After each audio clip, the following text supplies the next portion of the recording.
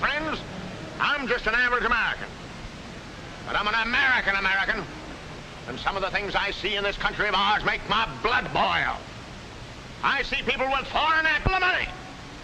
I see Negroes holding jobs that belong to me and you. Now I ask you, if we allow this thing to go on, what's going to become of us real Americans? I've heard this kind of talk before, but I never expected to hear it in America. This fellow seems to know what he's talking about. What are we real Americans going to do about it? You'll find it right here in this little pamphlet. The truth about Negroes and foreigners. The truth about the Catholic Church. Do you believe in that kind of talk? I don't know, makes pretty good sense to me. And I tell you, friends, we'll never be able to call this country our own until it's a country without. Without what? Yeah, without what? Without Negroes. Without alien foreigners. Without Catholics.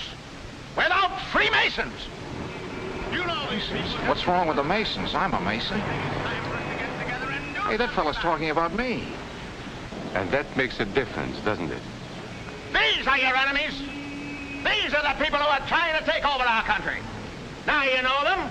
You know what they stand for. And it's up to you and me to fight them.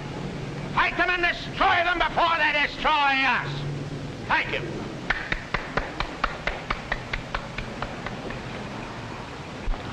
Before he said Masons, you were ready to agree with him. Well, yes, but he was talking about...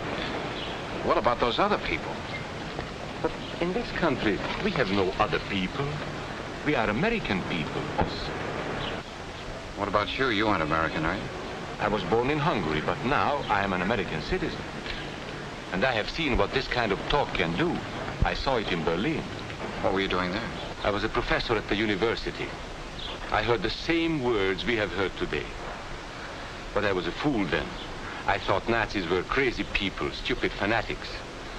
But unfortunately, it was not so.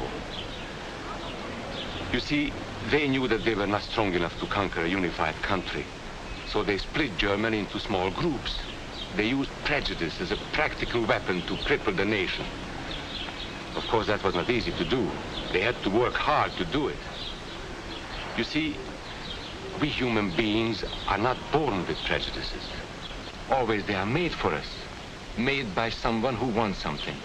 Remember that when you hear this kind of talk. Somebody is going to get something out of it, and it isn't going to be you.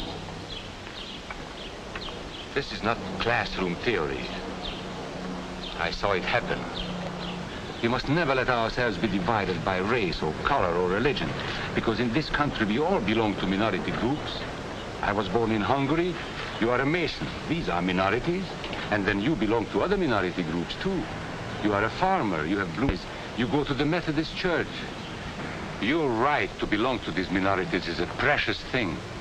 You have a right to be what you are and say what you think, because here we have personal freedom. We have liberty.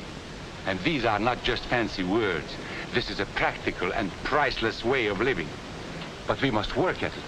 We must guard everyone's liberty, or we can lose our own.